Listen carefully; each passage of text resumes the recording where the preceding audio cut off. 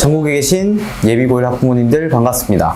수학 강사 김강우입니다. 중학교 내내 항상 90점이 넘던 우리 자녀, 고등학교로 올라가니 자꾸 성적이 내려가서 고민인 학부모님들 꼭 끝까지 보시면 도움이 많이 될 겁니다. 사실 중학교의 내신의 범위와 난이도는 고등 내신과 비교해서는 대비가 매우 쉽습니다. 그래서 범위 내에 있는 유형을 전부 풀어보고 외우기만 한다면 누구나도 고득점에 올라갈 수 있습니다. 이걸 보고 일명 양치기라고 부르죠. 그래서 많은 중학생들이 쉽게 90점 이상 받을 수 있었습니다. 하지만 같은 90점을 받아 나와 실력이 비슷하다고 생각했던 친구들과 막상 고등학교에 올라가서 1학기 중간고사를 지나고 보니 왜 성적 차이가 극명하게 나는 걸까요? 중학교 때의 나의 시험 대비와 고등학교 때의 시험 대비가 달라지지 않아서입니다. 난이도 자체도 애초에 중학교보다 훨씬 더 어렵잖아요. 그러니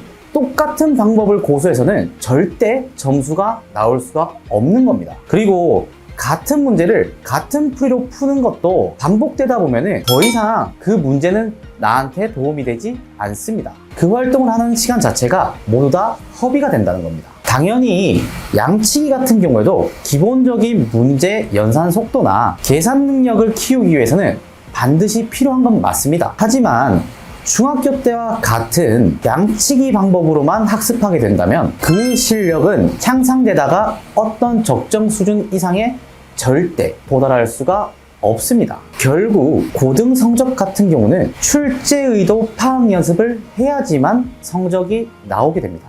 그 얘기는 단순히 문제를 풀고 외우는 게 아닌 결론적으로 조건과 묻는 것을 명확하게 판단해야 하는 겁니다. 그렇기 때문에 풀이를 외우는 방법이 아닌 출제의도 파악 연습을 반드시 해야 되는 거죠. 고등학교의 시험에서 성적을 떨어지지 않기 위해서는 문제를 푼다가 아닌 해석한다는 것입니다. 국어나 영어 등 타과목과 같이 결국에 수학도 같은 맥락이라는 거죠. 주위에서 발상적이다, 수학에 재능이 있는 친구다 라는 얘기를 많이 보셨을 거예요. 그 친구들은 문제를 풀다 보니 자연스럽게 지문 해석이 가능한 친구들을 보고 저희는 보통 그렇게 부르게 되는 겁니다. 그러니 고등학교에서도 좋은 성적을 유지하기 위해서는 반드시 문제 해석할 수 있는 출제의도 파악을 연습해야 되는 거죠. 정말 구체적인 꿀팁 하나를 마지막으로 드리도록 하겠습니다. 시중에 많은 문제서들 중에서 유형별로